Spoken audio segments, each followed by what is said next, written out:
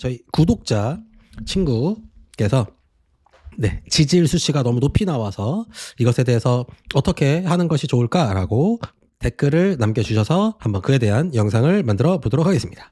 자, 오늘 영상의 내용은 이제 저의 개인적인 의견은 전혀 넣지 않고 울트라 니폰의 은느님께서 이 고혈압은 병이 아니다라는 책에서 말씀하신 내용을 정리하는 선에서 영상을 남기도록 하겠습니다. 이제 제가 의견을 남기는 것이 이제 한국에 계신 의느님들의 이 심기를 불편하게 하면 요 의사협회 한방대책특별위원회 한특위 요 분들이 이제 뭐 보건소라든지 아니면 뭐 구청이라든지 이런데 민원을 넣고 막 공문을 보내고 막 이런 식으로 괴롭히셔서 저의 의견을 이제 얘기하지 않는 것으로 요 의느님이 그리고 한국 의느님들보다 울트라니폰 의느님들이 더 뛰어나시니까 의느님들의 말씀을 전하는 것으로 이제 본 영상을 정리하도록 할 예정입니다. 젠스파크한테 물어봤더니 지질이 이제 이상한지 안 이상한지에 대한 기준은 이렇게 정해져 있대요. 그래서 총 콜레스테롤 수치, 그다음에 LDL, 그다음에 HDL, 그다음에 중성지방 수치로 이렇게 평가를 합니다. 그래서 보게 되면 이제 200을 기준으로 경계, 그다음에 높음이 되어 있고, 그다음에 LDL 그래서 최적이 100보다 낮을 때, 그다음에 정상 범위가 있고, 그다음에 경계, 그다음에 높으면 안 좋고, 그 다음 매우 높음도 이렇게 측정이 되어 있네요. 그리고 이제 고밀도 지단백 콜레스테롤은 남성은 40 이하면 낮고 여성은 50 이하면 낮다. 그래서 정상은 40에서 60을 이야기하고 제일 좋은 것은 60보다 높은 것이다. 그래서 HDL은 높은 것이 좋고 LDL은 낮은 것이 좋다라고 기본적으로 알려져 있고, 그다음에 중성지방도 정상, 경계 높음, 매우 높음 이렇게 평가가 되어 있죠. 자, 우리 구독자 친구께서 건강검진을 했는데 저밀도 LDL 저밀도 콜레스테롤이 200 가까이 나와서 건강검진 결과 위험이 나왔다. 근데 5년 전에는 50이었다. 그래서 이것을 어찌 바라보다. 제가 어찌 바라보는 것이 중요한 것이 아니라 우리 의느님께서, 울트라니폰 의느님께서 하신 말씀이 중요한 것이 되겠지요.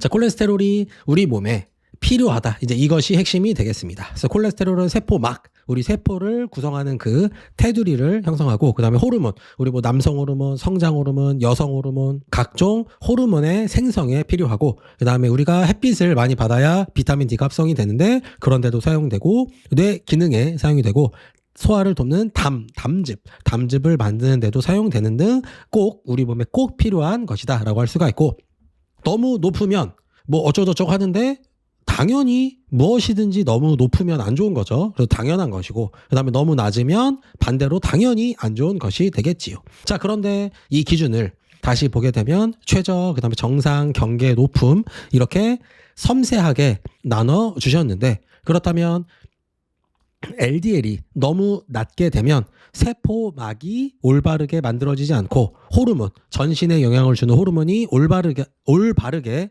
만들어지지 않고, 그러면 운동을 해도 성장 호르몬이 올바르게 생성이 되지 않으면 근육도 안 생기겠죠. 또는 근육을 잃게 되겠죠. 그리고 햇빛을 많이 봐도 비타민 D가 만들어지지 않을 것이고, 그리고 치매 걸리겠네요. 그리고 소화가 잘 안 될 거예요. 특히 이제 지방 소화가 잘 안 되겠죠. 그래서 이런 문제가 있는데, 높을 때 기준은 경계라고도 하고 높음이라도 하고 그다음에 뭐 매우 높음이라고 하고 이렇게 경계들을 저어주는데, 낮을 때에는 이야기를 하지 않고 있는 것이죠. 낮으면 문제가 되는데 얼마나 낮으면 문제가 되는지에 대한 기준은 없는 것이죠. 바로 이것이 문제입니다. 이거 왜 그럴까? 돈이 안 되기 때문인 것이죠. 그래서 의느님은 사실상 현대 의느님들은 대부분이 이국종 교수님 같은 분들 말고는 제약회사 영업사원 수준이고, 본인들이 하는 진료가 실제 임상을 근거하지 않고 제약회사에서 돈을 받고 만들어진 논문을 근거해서 그 약을 판매하는 일을 집중적으로 하기 때문에 분명히 높은 것도 문제고 너무 낮은 것도 문제지만 얼마나 낮으면은 괜찮고 얼마나 더 낮으면 안 좋은 건지에 대한 기준이 없다라는 것이 핵심이 되겠지요. 면역력이 중요하다는 것은 주지의 사실입니다. 지나가던 사람을 붙잡고 면역력이 높은 게 좋을까요? 낮은 게 좋을까라고 물어보면 1000명 중에 1000명이 면역력이 당연히 중요하죠. 그래야 감기도 안 걸리고 아픈 데도 없잖아요 라고 이야기를 할 것인데, 그 면역력을 관여하는 것이 지질이 되겠습니다. 자, 어떻게 이것을 확인할 수가 있느냐? 이식 수술한 다음에 지질 생성 억제제를 복용시킵니다. 그래서 고지혈증 약물인 거죠. 그래서 스타틴으로 대표되는 고지혈증 약물을 이제 루틴으로 이식 수술을 하신 분들에게 복용하도록 하는데 왜 그러냐? 이 지질이 면역력에 필요하기 때문에 이식된 장기가 면역 반응을 일으키면 안 되겠죠. 그래서 자가 면역 반응이 일어나면 안 되기 때문에 그 면역 반응을 줄이기 위해서 그래서 면역력이 감소를 하더라도 아쉽지만 그래도 이식 장기가 자극의 면역 때문에 내 몸에 있는 면역계들이 내가 이식한 장기와 싸우면 안 되겠죠. 그래서 부득이하게 먹게 하는 것인데 그런데 정상인이 장기를 이식받지 않은 정상인이 지질을 다 녹여버리는 약을 먹게 되면 면역력이 작살나게 된다는 것은 우리가 정상적인 사유 과정을 통해서 알 수 있고 이것은 저의 생각이 아니라 의느님의 말씀이 되겠다. 정상적인 의느님들은 이렇게 이야기하신다는 것이 되겠지요. 그래서 지질 용해제를 먹게 되면 면역력이 작살나면서 근육통과 근육이 손상되고 간이 이상이 생기면서 소화도 잘 안 되고 혈당 수치가 증가하기 때문에 당뇨약을 먹으라고 종용받게 되고 신경계가 작용을 올바르게 하지 않기 때문에 치매 걸리겠죠. 네. 그래서 이런 것들을 감안하고 여기에 플러스 면역력이 작살나면서 이런 것들을 감안하면서 나의 지질 수치를 강제로 누르는 것이 임상적으로 어떤 의미가 있는가? 장기 이식한 환자분들이 먹게 하는 것을 정상인들이 저런 루틴한 이런 누가 만들었는지 모를 이런 기준에 의거하여서 관리하는 것이 과연 어떤 임상적으로 의미가 있는지를 우리가 다시금 생각해 봐야 한다는 것이죠. 자, 그러면 어떻게 해야 되느냐? 뭐 결론은 항상 알고 계시죠? 저희 구독자분들은 알고 계신 것처럼 건강하면 되는 거죠. 그래서 건강하다는 게 무슨 뜻이냐? 수면, 소화, 대변, 여성분들이라면 생리, 여성 또는 남성분들이라면 감기를 얼마나 자주 걸리나 또는 횟수가 어떤가. 그리고 똑같이 감기를 걸리더라도 내 주위 회사 동료들이 다 감기를 걸렸는데 나는 며칠 만에 낫는지 이런 것들을 체크를 해보면 내가 건강한지 안 건강한지를 확인할 수 있고 그리고 성숙한 어른이라면 성숙한 만 20살 이상의 어린이라면 이것으로 나의 건강 체크를 그냥 할 수가 있게 되겠지요.